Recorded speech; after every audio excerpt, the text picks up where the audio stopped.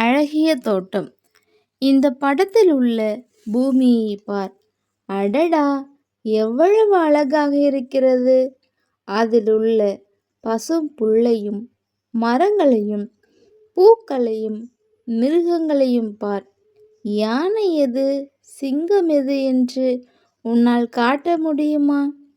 இந்த அழகிய தோட்டம் எப்படி வந்தது தெரியுமா? முதலில் இந்த பூமியை தேவன் நமக்காக எப்படி தயார் செய்தார் என்று பார்க்கலாம்.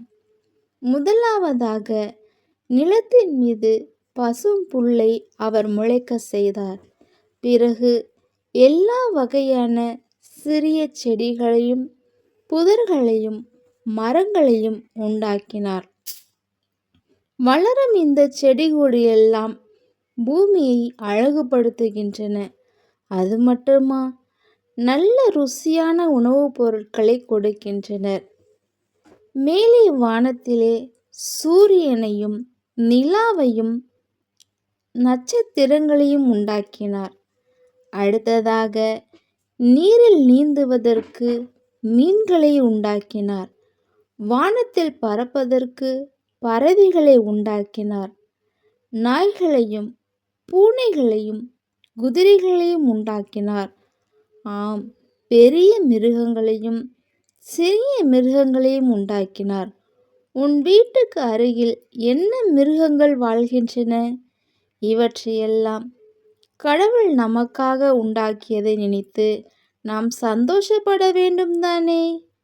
கடைசியாக பூமியில் ஒரு இடத்தை மட்டும் ரொம்ப ரொம்ப அழகான ஒரு தோட்டமாக அவர் ஆக்கினார். அதற்கு ஏதோன் தோட்டம் என்று பெயர் வைத்தார். அதில் எந்த குறையும் இருக்கவில்லை. அதிலிருந்த எல்லாமே மிக அழகாக இருந்தன. தாம் உண்டாக்கின இந்த அழகிய தோட்டத்தை போலவே முழு பூமியும் ஆக வேண்டுமென்று கடவுள் விரும்பினார். இந்த படத்தில் உள்ள தோட்டத்தை மறுபடியும் பார். இதில் ஒன்று மட்டும் இல்லாததாக தேவன் கருதினார். அது என்னவென்று உனக்கு தெரியுமா? நாம் பார்க்கலாம். ஆண்டவர் தம்முடைய சாயலாக மனுஷனை உண்டாக்கினார்.